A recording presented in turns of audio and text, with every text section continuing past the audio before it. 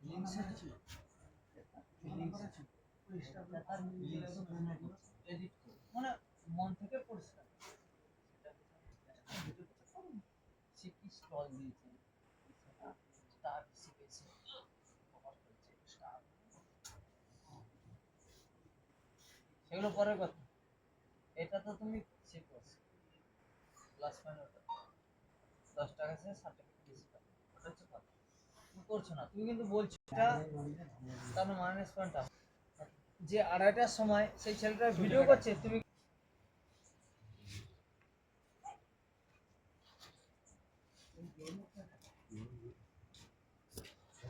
কথাটা